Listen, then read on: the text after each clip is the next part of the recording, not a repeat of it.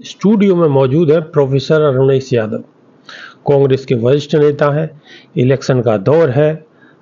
देश के दो बड़े राज्य जम्मू कश्मीर और हरियाणा चुनाव है और राजनीतिक सरगर्मी चरम पर है।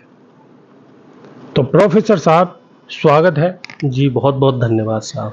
प्रोफेसर साहब, आज की डेट में जो चर्चा का विषय बना हुआ है जो बीजेपी की नवनिर्मित जो सांसद हैं उनका एक बयान। उन्होंने कहा है कि जो 3 कृषि कानून यशस्वी प्रधानमंत्री नरेंद्र दामोदर दास मोदी जी ने जो वापस ले लिए थे, अब उन्होंने आह्वान करा है कि देश के किसानों को और बुद्धिजीवियों को दोबारा प्रधानमंत्री से मांग करनी चाहिए और वो जो कानून जो निरस्त कर दिए थे वो दोबारा से बहाल होने चाहिए। और उन्हीं का समर्थन करते हुए लोनी से जो बीजेपी के विधायक हैं जी, उन्होंने भी यही मांग दोहराई है।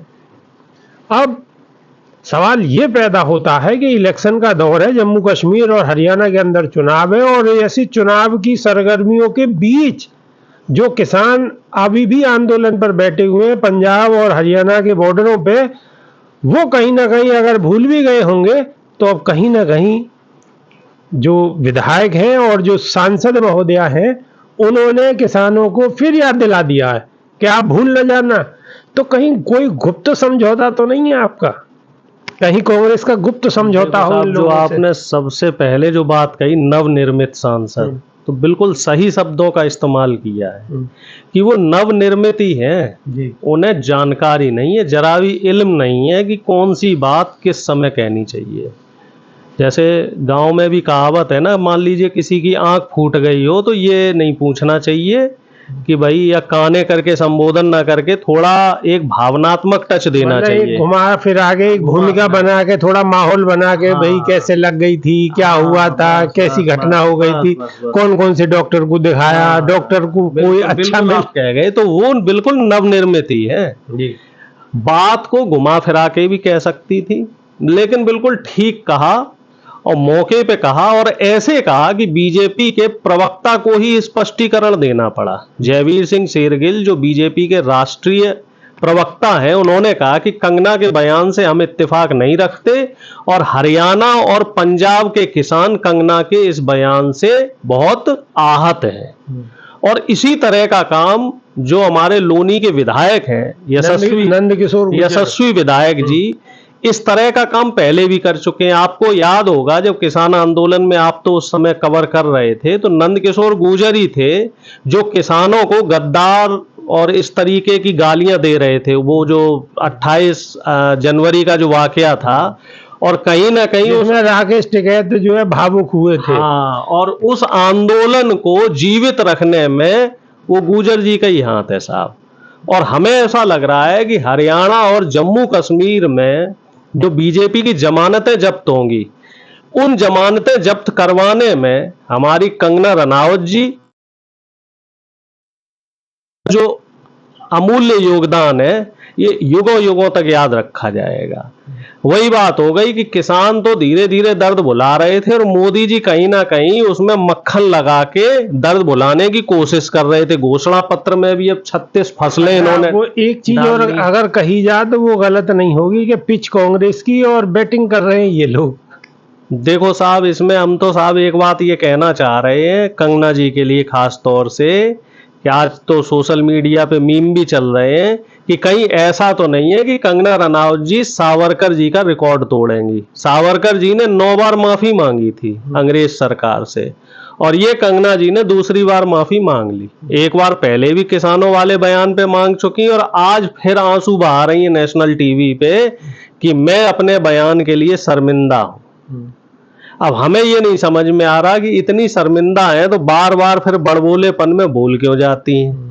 और तीसरी बात यह है कि प्रधानमंत्री और बीजेपी ऐसे लोगों को झेल कैसे रही है। आपने मीम देखा होगा कि मेरी जबान क्यों नहीं टूट गई मेरी जबान से निकल गया, मेरी गलती हो गई। तो कुछ उसी तरह का वाकया ये लोग कर रहे हैं और मेरे हिसाब से बड़ा हास्यास्पद है कि एक विधायक और एक सांसद इतने संजीदा मुद्दा हरियाणा का चल रहा है, हरियाणा की जनता इतनी भावुक है, विनेश फोगाट का मुद्दा अलग चल रहा है, वो राष्ट्रीय मुद्दा हो चुका है, और इसी में आप आग में घी डालने का काम और कर रहे हो साहब। लेकिन प्रोफेसर एक चीज और है कि जिसमें देश के प्रधानमंत्री ने खुद आके माफी मांगी है, आप उसी मुद्दे को हवा दे रहे हो, उसी मुद्दे पे खेल रहे हो, क्या दिखाना चाहते हो? ये अपने आप को बीजेपी से बड़ा दिखाना चाहते हैं, ये प्रधानमंत्री की जगह लेना चाह रहे हैं। इन लोगों की महत्वाकांक्षा इतनी बढ़ गई है। दरअसल अब मामला क्या है, इधर योगी जी ने वो नहीं अपने गले का, आप जो कहते हो सांप दूसरे गले में फंदा डाल दिया, कुछ इसी तरह कहावत है। एक बार जरा दर्शकों को बता दो, मैं पूरा सही नहीं। अपने गले का सांप दूसरे के गले में डालना, ये कहावत है हमारे पश्चिम उत्तर प्रदेश और हरियाणा के अंदर कि अगर कोई दिक्कत है तो उस दिक्कत को दूसरे के गले में डाल दो। तो योगी जी इधर उस काम को बखूबी कर रहे हैं। अखिलेश जी के कथन पे वो बैलेंस करने के लिए एक ठाकुर का इनकाउंटर कर दिया, वो उधर और बीजेपी पे हमलावर हो रखे हैं, वो मामला वो चल ही रहा है।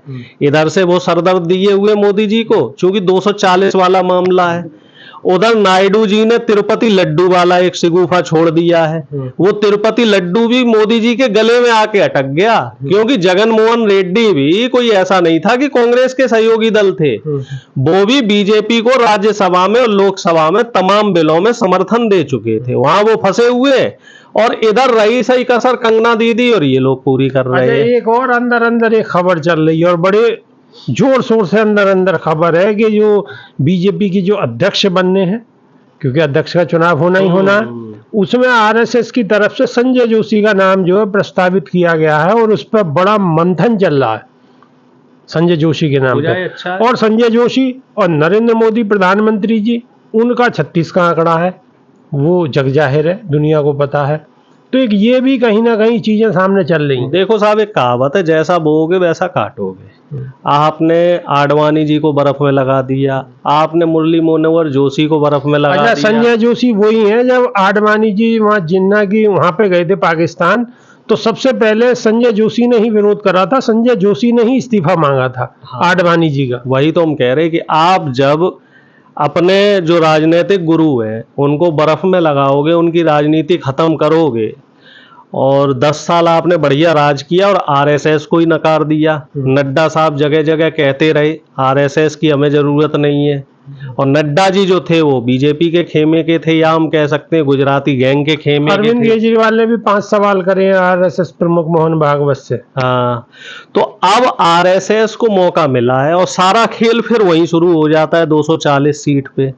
अगर यही नरेंद्र मोदी 270 प्लस सीट पे होते तो शायद संजय जोशी का नाम नहीं चल रहा होता। अब चूंकि आरएसएस प्रमुख ने ये देखा कि ये बहुत ही सही समय है। अच्छा, दूसरा नाम भी मैं आपको बता देता हूँ, दूसरा नाम जो चल रहा है वसुंधरा राजे सिंधिया का चल रहा है। वो तो ऐसा नाम है कि अगर वसुंधरा राजे सिंधिया जी बन गई तो मुझे लगता है कि नाक में दम हो जाएगी साहब, दोनों के गृह मंत्री और प्रधानमंत्री दोनों के नाक में दम कर देंगे। वो वैसे ही भरी हुई बैठी हैं। मैं आपको बता दूं कि संजय जोशी का इतिहास भी और ज्यादा दूसरे तरीके का रहा है। इन लोगों का 36 का आंकड़ा रहा, जो पुराने बताने वाले जानने वाले लोग हैं वो बताते हैं कि इनका जो आंकड़ा है वो 36 का रहा है। वसुंधरा राजे तो अभी बहुत ताजा बात है, नई बात है, ये तो सभी लोगों को सबको मालूम है। अच्छा प्रोफेसर, हम जम्मू कश्मीर की बात करते हैं जी। जम्मू कश्मीर में चुनाव है और पिछले काफी दिनों से राहुल गांधी की ताबड़तोड़ रैलियां वहां प्रस्तावित हैं लगातार, जबकि हरियाणा के अंदर अभी उनकी कोई भी रैली नहीं हुई है। क्या कहेंगे, हरियाणा में आखिर लेट क्यों हो रहा है? देखो साहब, इस बात को राजनीतिक गलियारों में बड़ा संजीदगी से देखा जा रहा है कि जम्मू कश्मीर में राहुल गांधी जी ज्यादा फोकस क्यों कर रहे हैं, क्योंकि कमोवेश ये माना जा रहा है कि हरियाणा में कांग्रेस पार्टी की स्थिति ज्यादा मजबूत है, क्योंकि यहाँ हुड्डा साहब अपने आप में बहुत मजबूत है, और जो यहाँ के मुद्दे हैं उन मुद्दों पे कांग्रेस की पकड़ है, और यहाँ कांग्रेस के पास अपना कैडर है, और वो कैडर बखूबी अच्छे से काम कर रहा है। और आपने देखा होगा कि कल का वीडियो वायरल हुआ है हरियाणा का, कि जिसमें मुख्यमंत्री जी की एक जनसभा थी और पब्लिक ने उस जनसभा में बीच में विघ्न डाला और वो जनसभा पूरी नहीं होने दी, एक रोड शो होना था। अब आप देखो जम्मू कश्मीर में, तो जम्मू कश्मीर में जो वहां की आजादी के लिए जो चुनाव हो रहा है 10 साल के बाद, तो वहां कहीं ना कहीं जनता डरी हुई है। तो उस डरी हुई जनता को अमित शाह जी और मोदी जी जाके और डरा देते हैं कि साहब हमारी सरकार नहीं लाओगे तो हम ये कर देंगे वो कर देंगे। तो इसलिए राहुल गांधी जी का वहां पहुंचना बहुत जरूरी है। और आप ये देखो कि रिकॉर्ड तोड़ वोटिंग हो रही है वहां, इतनी वोटिंग वहां पिछले बता रहे 30-40 साल के रिकॉर्ड टूट गए, इतनी जबरदस्त वोटिंग कहीं नहीं हुई। और राहुल जी ने जो कॉन्फिडेंस वहां की जनता को दिया है कि स्टेटहुड का जो दर्जा है वो दिलवाया जाएगा, यूनियन टेरिटरी नहीं रहेगी। स्टेटहुड होने से क्या होता है, बहुत सारे जो फैसले हैं वो सरकार खुद ले सकती है, सरकार के पास ज्यादा फंड आता है। और जब केंद्र शासित प्रदेश होता है तो वो एक तरीके से दिल्ली उसको चलाती है। और आपने देखा है कि जो केंद्र शासित प्रदेश हैं जितने हमारे देश में, तो उनमें वहां की राज्य सरकारों को करने लायक कोई बहुत ज्यादा है नहीं। दिल्ली का आप उदाहरण देख लो, गोवा का उदाहरण देख लो, इसके अलावा अंडमान निकोबार, ये सारी चीजें देख लो। तो जो एक और दूसरा मुद्दा वहां बेरोजगारी का, वहां ये कह रहे हैं कि साहब 12 लाख युवा इस समय बेरोजगार है, और ये दिल्ली सरकार के ही आंकड़े हैं। तो इस समय राहुल गांधी जी की जरूरत जम्मू कश्मीर को ज्यादा है। और 29 तारीख तक वहां कैंपेनिंग होनी है, उसके बाद 5 दिन का समय बचेगा। तो राहुल गांधी जी के यहाँ लगभग 12 से 15 प्रोग्राम प्रस्तावित हैं, वो सारे प्रोग्राम होंगे। और मुझे ऐसा लग रहा है, जो मेरा अपना आकलन है, कि जम्मू कश्मीर में मेरी जो वहां बातचीत हुई है, हालांकि मैं वहां नहीं जा पाया, 50 से 55 के बीच में सीटें नेशनल कॉन्फ्रेंस और कांग्रेस गठबंधन की आएंगी। हालांकि गोदी मीडिया 45 दिखा रहा है, लेकिन मुझे उम्मीद है 50 से 55 सीटें आएंगी।